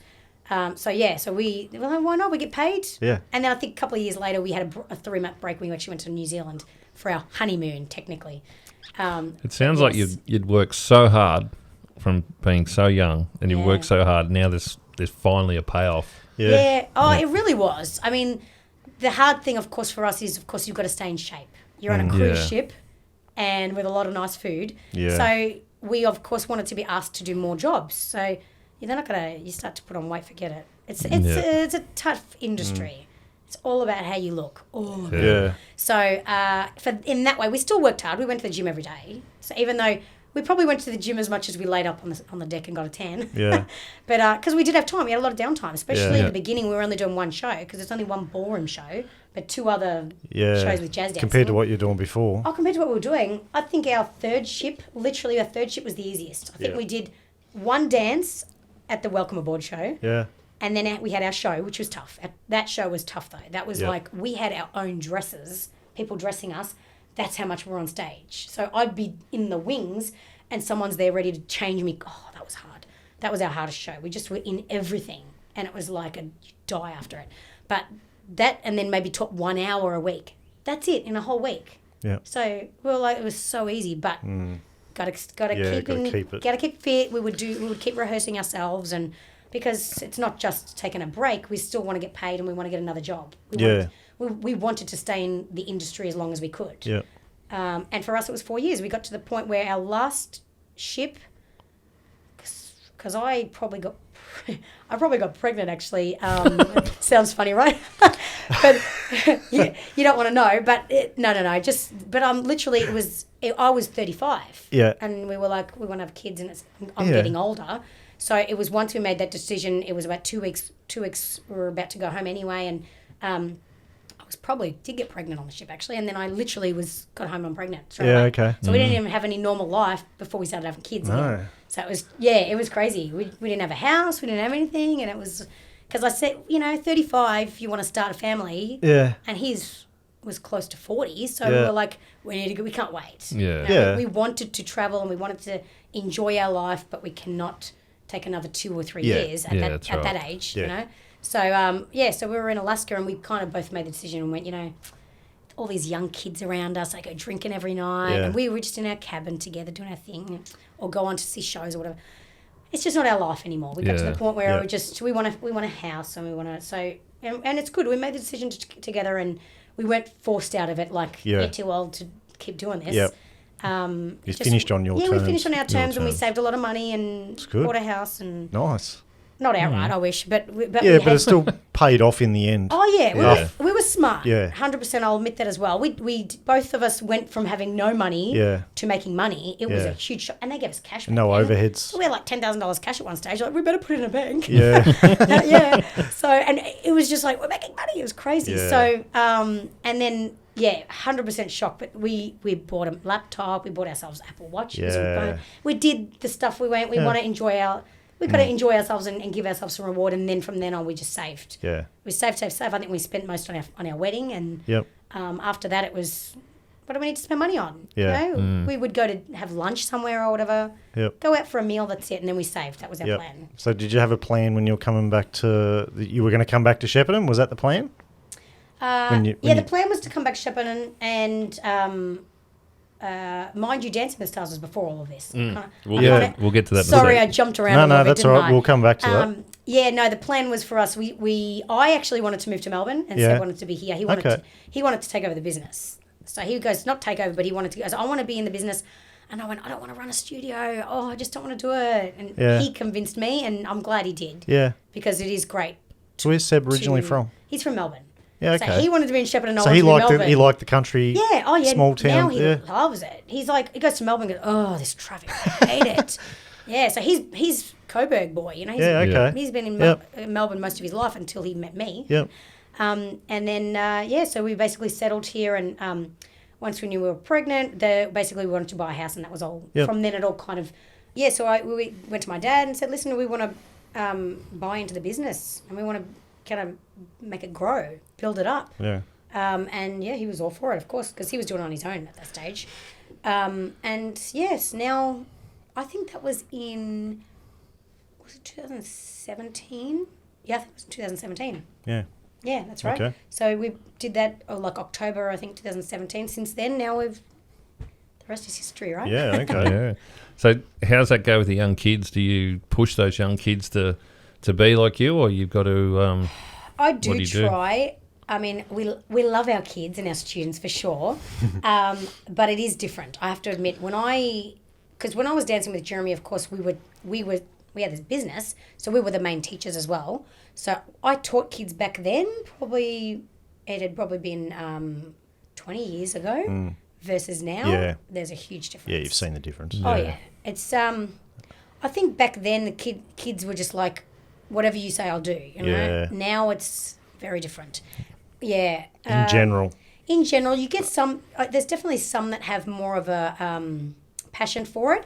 Yep. But not many of them practice. I don't see them practice. I remember practicing all day. Yeah. You know? I have this conversation with my kids about stuff like the girls that come home and go, "Oh, I'm going to start this other class, but you have to be able to, do the splits or something." And I go, "Well, 5 minutes at home every night doing something."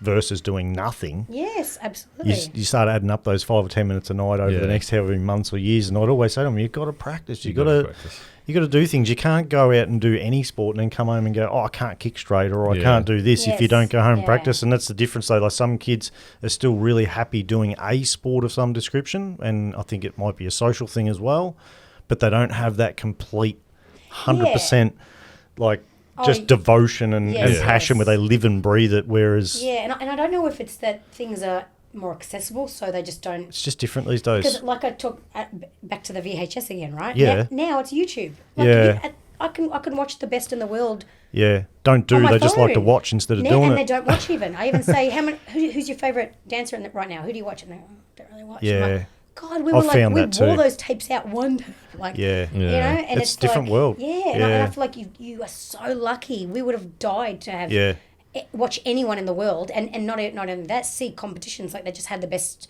like a British championship not that long ago.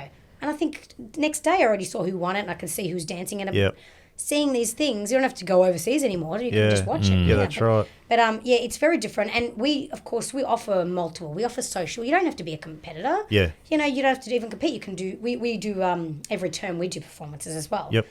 So if you don't want to compete, you can do that. So we offer multiple sides to it. Yeah. It's just the ones that want to compete, I think, rely only on the lessons. So we do private lessons. Yep. So 1 hour for a lesson. And I think they'll do the lesson and go, the teacher's fixed something, and then that's it. And I go, but you're supposed to go and work on what I've just shown you, because guess what? Then you're paying again for me to go over it again the next lesson. Yeah. And I can say, I'll take the money, but I don't want to. I want to see a new version. I want to see the next version and keep moving. So in that side, it can be frustrating for sure. I don't get it, but I don't think you're alone there. I think it's every sport. No, every sport. It is. It's just a generalised thing now with kids. Even school teachers, we know some school teachers say the same thing. They notice it's slightly different to how it used to be. Absolutely. Yeah. It's frustrating as a parent sometimes, I can tell you. Yeah. Oh, I can imagine. All right, well, let's skip back.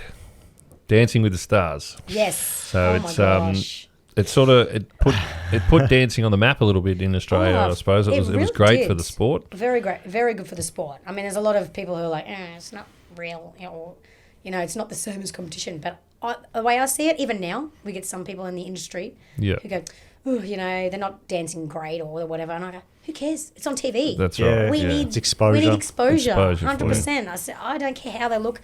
We want young kids to go, I want to do that. That's good for our industry. Yeah. But, for me back then, it was at one of our Australian championships, actually. The producer was there. I didn't even think about doing Dance with the Stars. Yeah. And he kind of come up to me and goes, someone introduced me. He said, my name's whatever, Peter. And I said, yeah, that's great. Didn't even think about it. I'm competing right now. Didn't even think about it. And he was apparently watching. Get out of my zone. He had to find someone for Grant. Yep. And I'm little, and he's a little, and I'm not quiet. Yeah. I think you know that now, right? Yeah. So he had me in mind, and I got a phone call, and he said, I really want you to do Dancing with Stars. And I was like, oh, okay. I don't even know what's involved or anything like that. Come into a meeting, and at the meeting, he goes to me, so I'm going to tell you who your celebrity is. And he goes, it's Grant Denyer. And I literally went, who's Grant Denyer? I literally was like, who? I said, I don't know if I said it straight away, or I kind of went, I don't really know who that is. Who is that? And he's like, he's the weather guy on Sunrise, that show. And I was like, okay. So, of course, when I left, I was like, Googling him, going, okay, yeah. And my brother, for some reason, thought I was going to be with Costa Zoo, the boxer. Oh, yeah. Because we heard he was in it, and he's short. Yep. So I kind of went in thinking, maybe it's going to be this guy. And then Grant Denyer, I'm literally like, I don't even know who this person is. Yeah. Isn't that funny? Poor Grant. Sorry, Grant. I still talk to Grant. I should tell him I said that. You'll get over it. He'll just laugh. He's very down to earth. Yeah. Really, really, I have to admit, really what you see is what you get, which is great. That's cool. So it was just such a crazy thing because they're asking you to teach someone who's never danced before to do a whole dance in a week. Yeah. And not only that, perform it. Yeah. Have costumes and lighting and judges. It's like, it's massive. And I was only 20. I think I turned 21 during the show. And yeah, it was just, the teaching side was fine. I was like, I know how to teach. I've been teaching since I was 14. Yeah. Because I actually had started teaching since I was 14. I was teaching Debs. I've been teaching school, at a young age. So I was a little 14-year-old with all these 18-year-olds. Do it again, like that. So I've been teaching for so long. It's just crazy. But that aspect of having to think of everything for someone who's never danced. Danced, yeah. Oh, yeah, and crazy. And even, like, it's live television and he starts going the wrong way and I'm like, follow me, we got this way, it's like, and they get nervous and it was very interesting. It was like 6 hours a day. Yeah. How long does the whole process go from start to finish? Because we only see it on TV. It's different now. They've changed it now. But I think the whole thing, I was with Grant, I was doing it for like 4 months. Wow. Because we went to the end, because we won. So obviously as you get kicked out, it's less. So because we went to the end, it was, I think it was 10, maybe it was, 3 or 4 months. Because we had about a month or month and a half before the show starts. Lead up. So it's your chance to teach them as many as you can. Yeah. But once you, because we kept going, literally I remember by week 7 or something, it was like, okay, I got to teach you a waltz, and this is what we're going to do. And back then it was different too. I had to do everything myself. Yep. Now, I don't know if it's inside secret or not, but now they have people who go, this is the theme you're going to do, this is the song, because my brother did it. Jeremy did a new one. He goes, you don't get much of a choice. So the pressure was on back then, but I love that I got to choose what I wanted to do. Even Grant helped me with a lot of it. Like when we did, I don't know if you guys have seen much of it or not, but we did an 80s number and it was him. He goes, I want to wear a mullet and I want to do Wake Me Up Before You Go. And it was like, so we collaborated very well together. Yeah, cool. And that's probably why they loved it so much. Yep. But by week, I think it was before we did our Paso Blade, but by week 6 or something, he was like, he literally goes to me, I just don't want to do this anymore. I'm tired, and he wakes up early and I even had to travel with him. Yep. So I had to go to WA during a bloody tornado or whatever was happening. Right. Yeah, I remember. Oh, so he was still working doing his Sunrise working, stuff. and they were like, we're going to fly you there, we're going to fly you there. So I just had to follow him around because... For the training. To train him. Wow. Otherwise we'd get no time. So they make it look like you're all in the same place for the whole time. No. Everyone's all over the place. Yeah, and and depending on the celebrity's job, you have to follow them. Wow. Okay. And if you're lucky, they're in, like, a lot of them so are stuck in their filmed in spot. Melbourne or Sydney?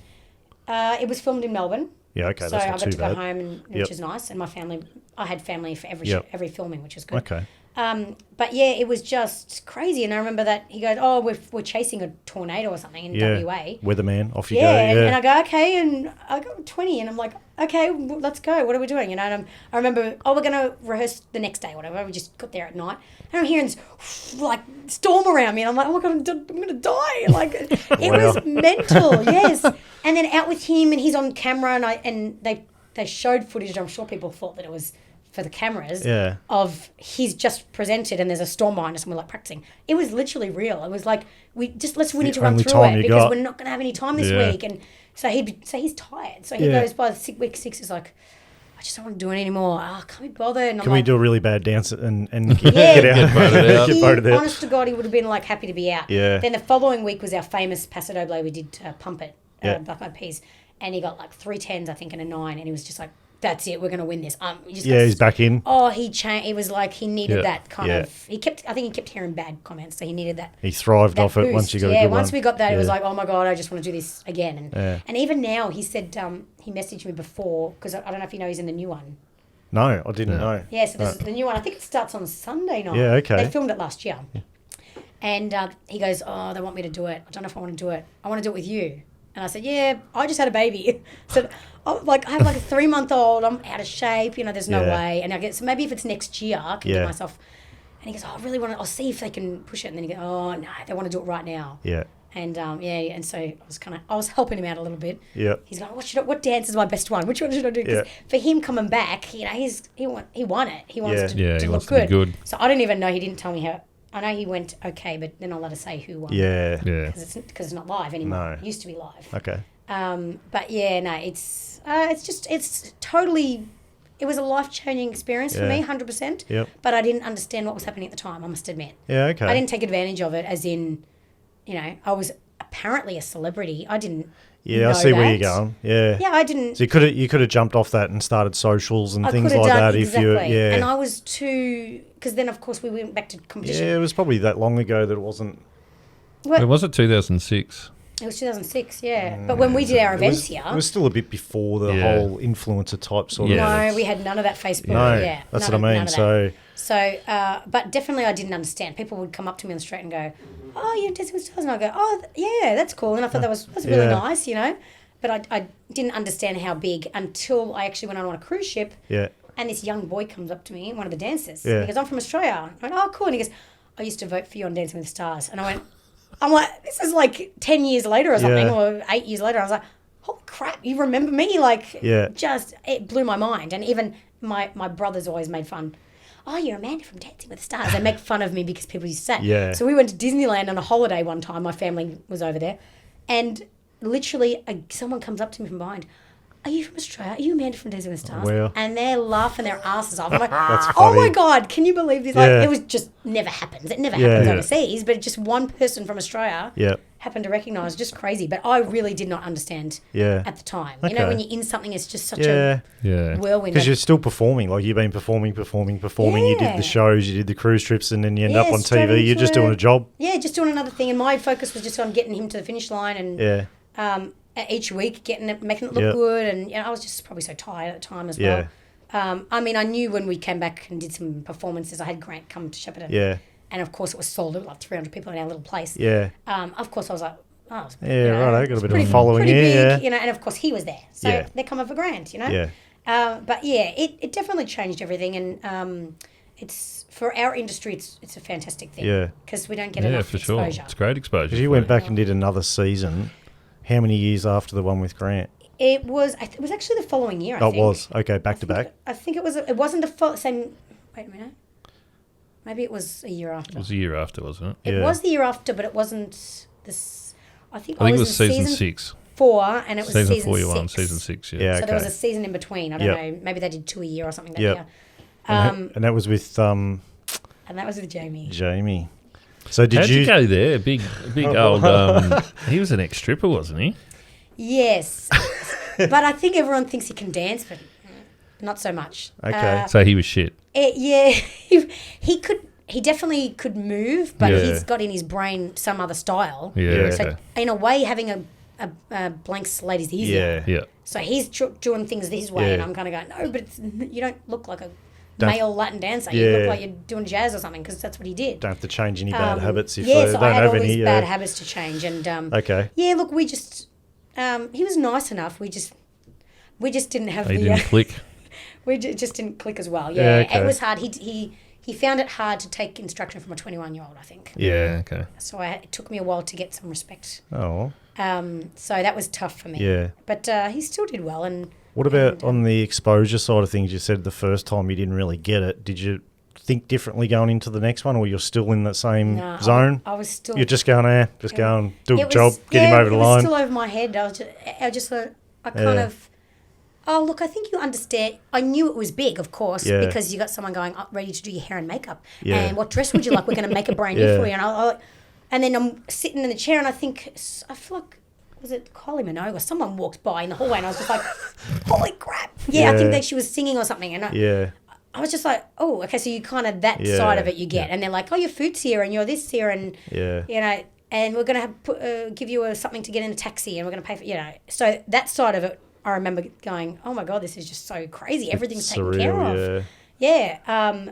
But yeah, definitely not realizing. I think I just thought I'm not the celebrity. Yeah. It's about him. I'm just here to do my job. Yeah, that's right. That's probably what it is. Yeah. If that makes sense. Which is probably fair enough in some ways. Yeah. I suppose, you know, like that's... Oh, yeah. And I've always... look, being in a big family, you always have to be down to earth. Yeah. It doesn't matter what happens. They're going to make fun of me. My brothers are going to make fun of me. Yeah, that's right. And even during it, you're an idiot. You could have done that better, you know. So, there's no way you can get a big head and think, oh, I'm so amazing, you know. And no. From the way I was raised, it just was not going to happen. So that's probably why... and like at the time, that's right. If I had gone, I'm going to teach, and I probably would have had 1 million students. Yeah. But I still, in my brain, was like, that was just a step. Yeah. I wanted to go and travel and compete overseas, and that's what I wanted to do. So that's what I did, and I don't regret that at all. No. But like as an adult, more of an adult, you go, I could have probably built a bigger business. Yeah. But we did it a different way. We did it through cruise ships, and which is kind of nice because I got to travel the world with my husband. You know, we got amazing memories together. So that's pretty cool. Absolutely love that. Yeah, it's fantastic. It is. Like it's really cool. That's awesome. All right, we're probably coming to the end, Amanda. So we always finish the podcast with the 3 questions. God. Okay, we don't give you any time to prepare for them. Oh no, They're pretty easy though. So they're pretty easy. Okay. So what was your first car? Oh, it was a little Ford something, and I know we called it Freddie the piece of shit. Sorry. That's gold. You even answered his next question. That was going to be, what was its name? I always get a name out of it. It was literally my brother. Freddie the piece of shit. My oldest brother got 2 cars and put them together, basically to make it for me. And I appreciate it, Shane, a lot, but it was a piece of shit. Okay, That's so gold. I love it. It was a Ford Freddie the piece of shit. I don't know and he's probably going to say, wasn't it Ford? I don't know. I don't know cars. Nah, cool. It was white. Okay, cool. What's your favourite food? Favourite food? Pasta. Pasta. Okay, cool.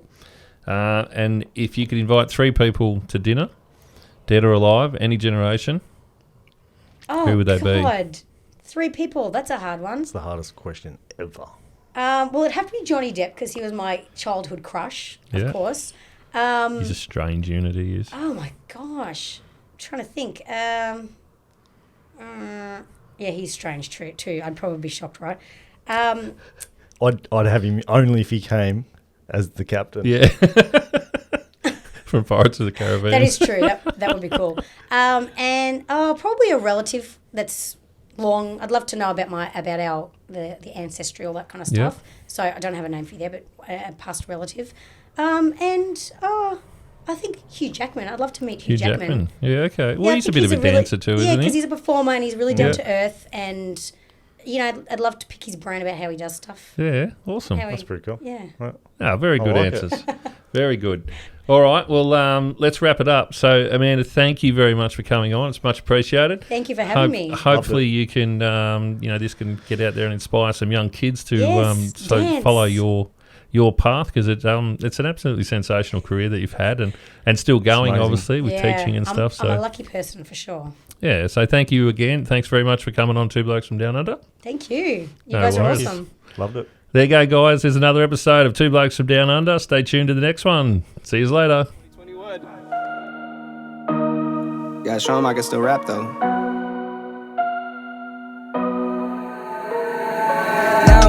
game, I was on the bench. First I was renting, now I'm collecting rent. First it with the Beamer, now I want the Benz. Spending all the bag like here I go again.